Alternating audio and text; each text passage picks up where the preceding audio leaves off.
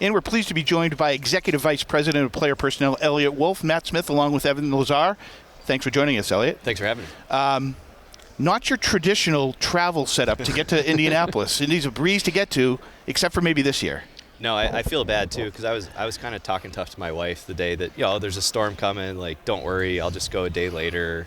And then it ended up being we left a day and a half early, 6 a.m. flight, and flew to Detroit and 5-hour drive down. And I'm glad you guys made it too. Yeah, there's always a tough conversation with the missus when you're like, we're gonna have to add an extra full day onto this. But when I saw you there, I was like, all right, we're all in the same boat, so I have no excuse. I'm going to make the drive.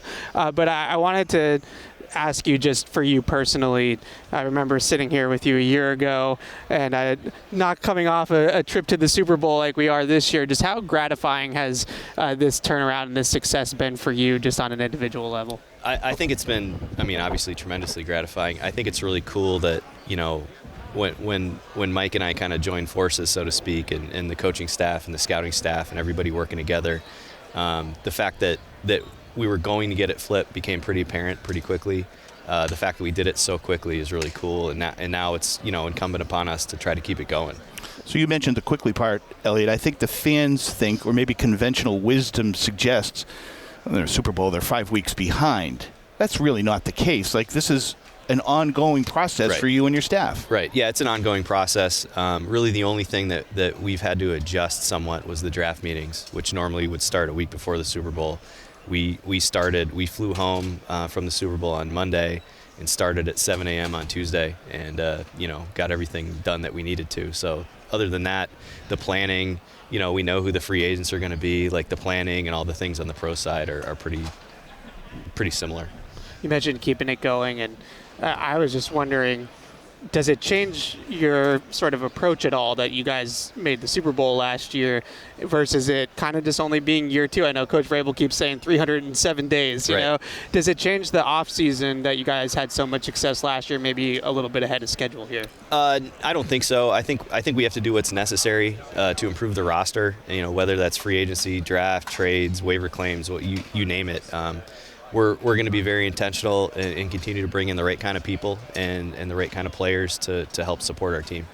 You also mentioned at the podium the edge class, maybe a potential need there. Where else do you kind of see needs on the roster? Yeah, I just think increasing the depth throughout. Obviously we could use more playmakers, and everyone's pretty aware that the offensive line maybe didn't finish the way that we would have hoped. So again, not only those, but really just kind of looking all throughout the roster at areas that we can improve. And if there's a player that's out there that we think can help us, we're going to explore acquiring them. I want to follow up on something that you also said at the podium. That maybe this is just a me thing. I don't know that you bristled, but it's that whole, it's not a really good draft this year. This is a down year or anything like that. Like, it seems like it's kind of a lazy analysis when people say that. That must offend you maybe in some sort of way. It doesn't offend me. I just feel like I hear it every year. Right. So when this is just what it is. Right. Like, we have to operate, with the players that are available. And, is NIL changing things as far as guys staying in school? Yeah, absolutely. But there's still players. There's still 7 rounds. We still have 11 picks, and we're gonna try to get a good player with all those picks. So, I think it would be making an excuse. Well, if you look back on the draft 2 years from now and say, oh well, we didn't get any good players because the draft was bad. I think you're lying to yourself. Sticking with the draft, what are the differences between picking 3, picking 4, now we're picking 31? And does that kind of increase just the amount of players you might have to look at for that pick, because it's not just 2 or 3 guys that are going to go ahead of you guys? Theoretically, yes, it would increase the amount of players that you would be available to be picked. But, when you're picking at 4, you're also picking at, 36 or whatever. So you're still looking at all those players anyway. So it doesn't really change anything from that standpoint.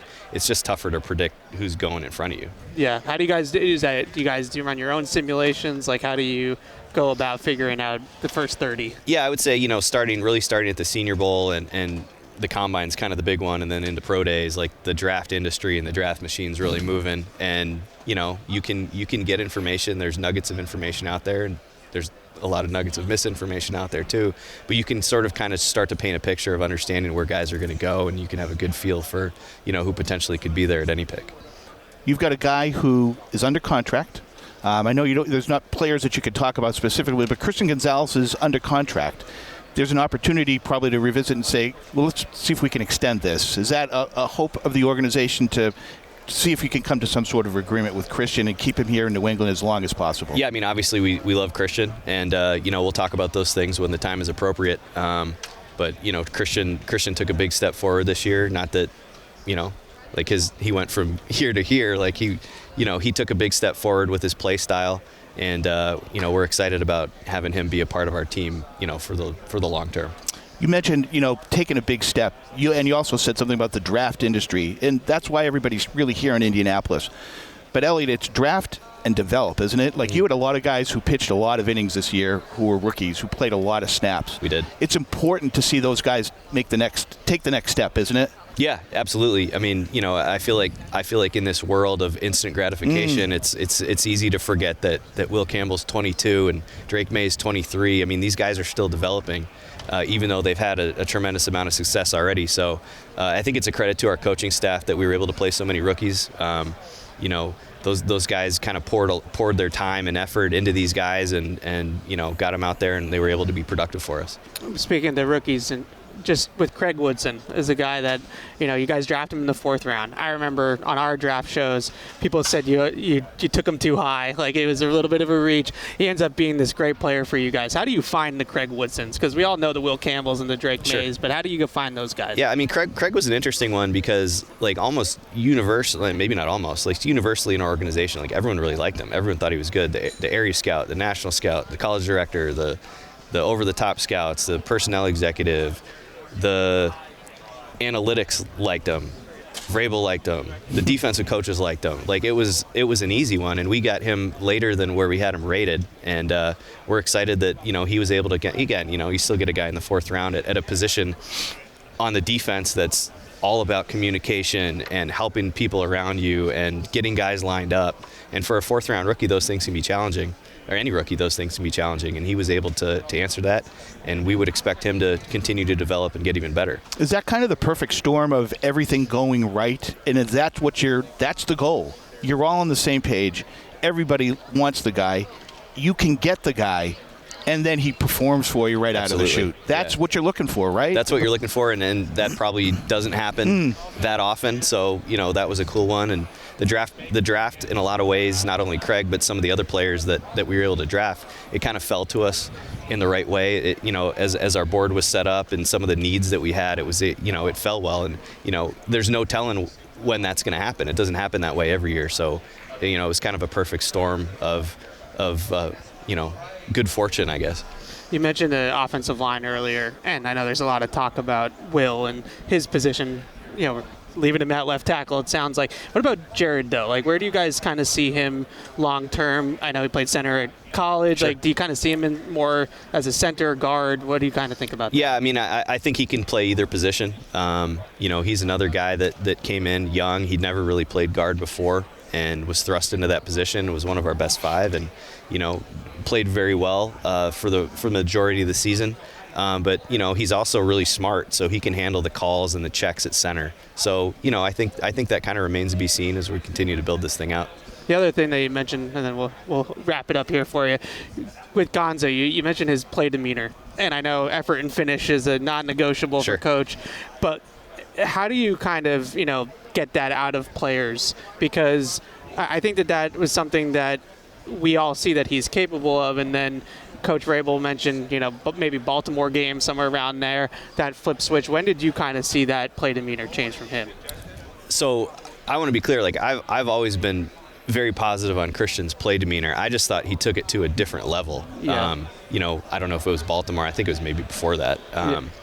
But he started to understand different ways that, look, if they're not going to throw at him, like, he started to understand that he can impact the game in other ways. And I think you saw that, with some of the forced fumbles and the tackling on the edge, and, even just chasing plays down from the backside. So, he's really gifted. And I think because of those gifts, sometimes he's held to a higher standard. Maybe that's the right thing to do, but he was able to really improve throughout the course of the season. Yeah, he's definitely one of those guys where he's so talented that sometimes it doesn't look like he's trying, but you just know that he's just like gliding out there. Yeah, I go back to the first practice of it wasn't rookie, it was veteran minicamp when the vets had come in, and they were just doing individual drills with the defensive backs. And he's this first rounder that everyone knows is talented, but when it was his turn, even like Jonathan Jones and the other vets were watching him. Oh.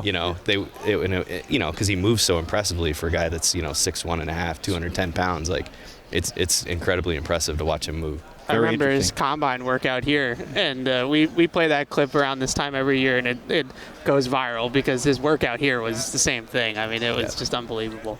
Eliot, thank you very much for your time. Yeah, Appreciate thanks, it. guys. Appreciate Thanks, it. Eliot. Thank you.